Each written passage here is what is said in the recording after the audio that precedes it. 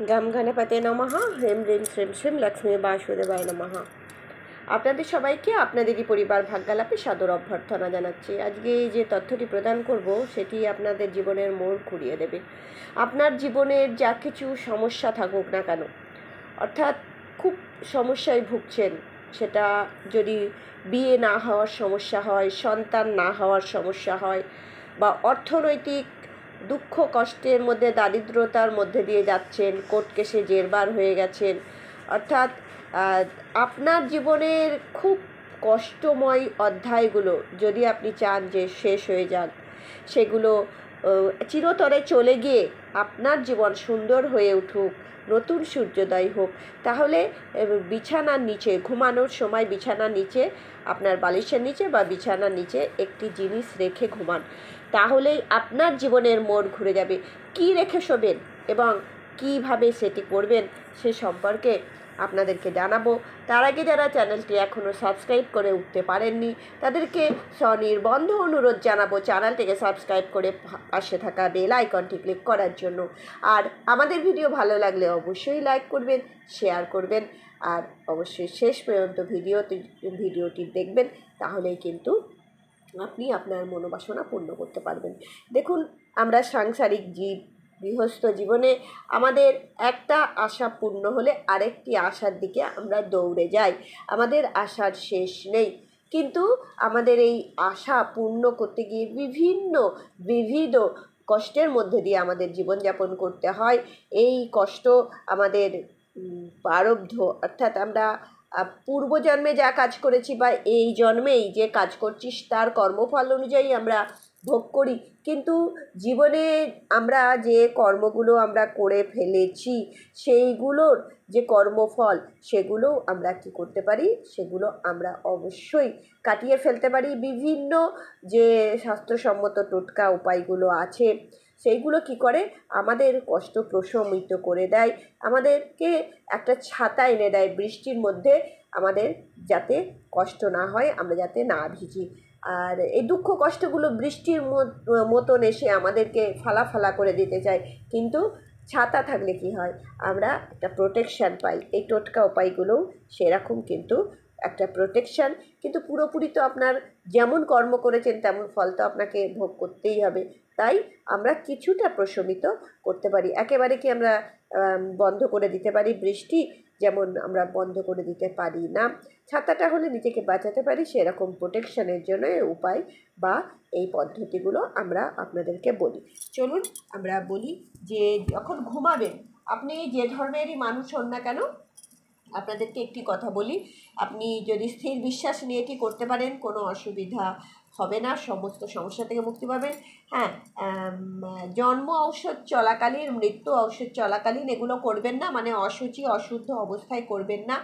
মহিলাদেরকে বলবো যে আপনারা কিন্তু এই যে কাজটি করবেন সেটি যখন ধরুন আরম্ভ করেছেন, পিরিয়ড চলে এসেছে মাঝে, কেননা এটা 45 ডেজ করতে হবে, 45 দিন করতে হবে, পিরিয়ড চলে এসেছে, তখন আপনি কি করবেন, এই যে জিনিসটা রাখতে বলবো বিছানার নিচে, বালিশের নিচে, সেটি কিন্তু আপনি নিজে হাতে না রেখে আপনার পরিবারের যদি অন্য কেউ থাকে, সেই ছোটো বাচ্চা হলে তাকে দিয়ে বলবেন, বাবা বা মা শোনা, এটা এই বালিশের নিচে বা এই বিছানার নিচে এটা রেখে দে, তো সেটা তারা রেখে দিলেও কোনো অসুবিধা হবে না। কিন্তু আপনি তো করছেন, আপনাকে কি করতে হবে, প্রথমেই বলবো যে খাওয়া দাওয়া হয়ে যাবে, যখন আপনি ঘুমাতে যাবেন তখন হাত পা মুখ ভালো করে পরিষ্কার করে নেবেন, পাটা ভালো করে মুছে নেবেন, ভিজে পায়ে বিছানায় উঠে যাবেন না, মা লক্ষ্মী রুষ্টা হয়ে যায়, তাহলে দেখা গেল যে আপনি ভালো করতে গিয়ে মন্দ হয়ে যাবে।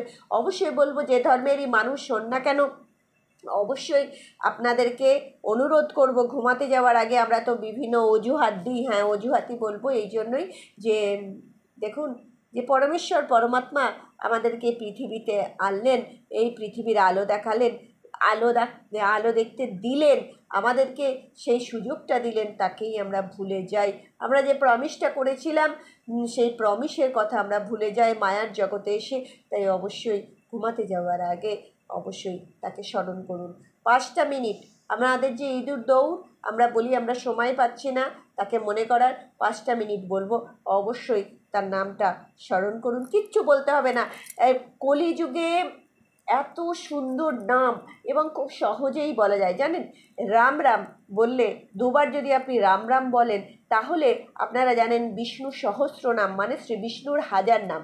হাজার নাম জপ করার সমান হচ্ছে দুবার রাম নাম বলা। অর্থাৎ রাম রাম যদি আপনি বলতে পারেন, তাহলে আপনি একবার ধরুন বললেন রাম রাম, তাহলে কি আপনি সহস্রনাম বলে দিলেন। তাহলে আপনি যদি 5 মিনিট ধরে রাম রাম করেন, তাহলে কতবার সহস্রনাম জপ করছেন। আর বিষ্ণু সহস্রনাম জপ করলে আপনার জীবনে আর কোনো কমতি থাকবে কি? যে রক্ষাকর্তা, যে পালনকর্তা, তাকে আপনি স্মরণ করছেন, যিনি আমার আসল পিতা, তাকে আপনি স্মরণ করছেন। তাহলে সেই পিতা আপনাকে কি করবেন? আপনার সুখ স্বাচ্ছন্দ্য সে অবশ্যই দেখবেন। যদিও সবসময় তিনি আমাদেরকে রক্ষা করেই যান। আগেই বললাম যে কর্মফল অনুযায়ী আমরা কষ্টগুলো পাই। তাই অবশ্যই যা কিছু করুন না কেন, এইভাবে আপনি শুধু 5টা মিনিট রাম নাম করুন। রাম রাম রাম রাম রাম, আপনাকে গুনতে হবে না, আপনাকে গুনতে হবে না। আপনি যদি জপমালা থাকে ভালো, না হলে আপনি রাম রাম রাম রাম করুন। এখন ট্যালি কাউন্ট পাওয়া যায়, ছোট আংটির মতন পাওয়া যায়, সেটিও আপনি নিয়ে ট্যালি কাউন্ট করতে পারেন 5 মিনিট। আর বা 108 বার, মিনিমাম 108 বার তার নামটা অন্তত স্মরণ করুন। নিয়ম হচ্ছে সবসময় তার নাম স্মরণ করা, কিন্তু অন্তত something is better than nothing. So you can do this. আপনি এটি করতেই পারেন। দিয়ে তারপরে কি করবেন? আপনি একটি কয়েন নিন। আপনি যে দেশেই থাকুন না কেন, ভারতে থাকুন, বা আপনি আমেরিকা, অস্ট্রেলিয়া, নিউজিল্যান্ড, সুইজারল্যান্ড, আপনি কানাডা, যেখানেই থাকুন না কেন, আপনি বাংলাদেশে থাকুন না কেন, আপনি যেখানেই থাকুন না কেন, আপনি বিভিন্ন দেশ, আমাদের যে পৃথিবীর মধ্যে বিভিন্ন দেশ আছে, সেই দেশগুলোতে যেই দেশেই থাকুন না কেন, সেই দেশের যে মুদ্রা, প্রচলিত মুদ্রা আছে, সেই মুদ্রা একটি কয়েন, আপনার সামর্থ্য অনুযায়ী যে কোনো একটি কয়েন আপনার বালিশের নিচে আপনি মনোবাসনা বলে আপনি কোনটা থেকে উদ্ধার পেতে চাইছেন। হ্যাঁ, একটি কয়েন নিয়ে আপনি 1000টা মনোবাসনা বলবেন না। যেটা প্রায়োরিটি, যেটা প্রথম আপনি সেই সমস্যা থেকে সমাধান পেতে চাইছেন, সেই সমস্যাটা বলে আপনি সেই টাকাটা রাখুন। এই 45 দিন ওই একটা সমস্যায় বলবেন যে আমি এখান থেকে উদ্ধার আর পেয়ে গেছি প্রেজেন্ট টেন্সে বলবেন, আমি উদ্ধার পেয়ে গেছি, আমি খুব happy, thank you universe, thank you আমার পরমেশ্বর, পরমাত্মা, বা শ্রীজি বা ঠাকুরজি, বা আপনি বলতে পারেন যে সীতারাম অর্থাৎ সীতামাতা এবং মর্যাদা পুরুষোত্তম রামচন্দ্রকে স্মরণ করে আপনি অবশ্যই কী করতে, ভোলে বাবারও নাম করতে পারেন, হনুমানজির নাম করতে পারেন, গণপতির নাম করতে পারেন। আপনি আপনার ইষ্টদেব বা আপনার আর যে আরাধ্য আছেন তার নাম করে বিছানার নিচে বা বালিশের নিচে রেখে দিন। দেখুন, বালিশের নিচে রাখলে আপনি তো হয়তো বিছানাটা রোজ পরিষ্কার তো করবেন, করা তো উচিতই করবেন। তাই আপনি যেখানে শোবেন সেই বিছানার নিচে অর্থাৎ সেই গদির নিচে রেখে দিয়ে আপনি 45 দিন ধরেই রাখবেন, এগুলো সরাবেন না। আজকে রাখলেন, তারপরের দিন আবারও রাখলেন, এইভাবে কন্টিনিউয়াসলি 45 ডেজ আপনি এটা কন্টিনিউ করুন। দিয়ে তারপরে আপনি কি করবেন, 45 দিন যখন হয়ে যাবে, 45 দিন পর আপনি এই টাকাগুলো সমস্ত কিছু নিয়ে, 45 দিনের পর যদি মনেও না থাকে, অবশ্যই মনে রাখা উচিত, পরেও করলেও কোনো অসুবিধা নেই, 45 দিনই করবেন। দিয়ে তারপরে আপনি স্টপ করবেন। তারপরে হয়তো আপনি 4-5 দিন গ্যাপ দিয়ে তারপরে আবারও যদি নতুন কোনো আপনার সমস্যা থাকে, সেই সমস্যা আপনি সমাধান করার জন্য আপনি এটা করতে পারেন। তাহলে কি করবেন, তবে একটা সমস্যার সমাধান হয়ে যাওয়ার পরে আর একটা করার কথা বলবো। তাহলে কি, একটা গ্যাপ থাকলে আর ইউনিভার্সের কাছেও মেসেজ গিয়ে সেই মেসেজটা আপনার কাছে ফিরে আসতে, অর্থাৎ আপনার ইচ্ছা পূরণেরও তো একটা সময় দিতে হবে। সেই সময়টা করে নিয়ে অর্থাৎ একটার পর একটা করুন, একটা সাকসেসফুল হোক, তারপরে আর একটা করবেন।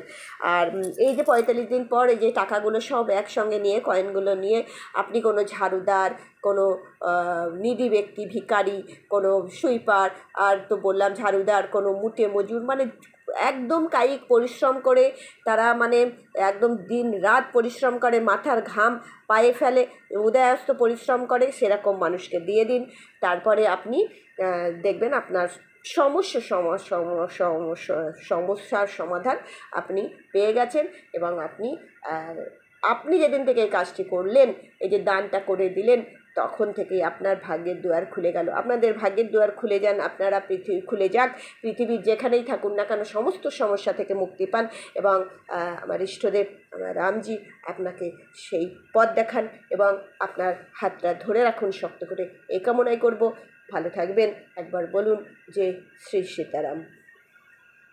জয় গোপাল, জয় গোমাতা। অবশ্যই গোমাতার সেবা করবেন। আপনার সামর্থ্য অনুযায়ী যখন পারবেন, যেমন করে পারবেন গোমাতার সেবা করবেন।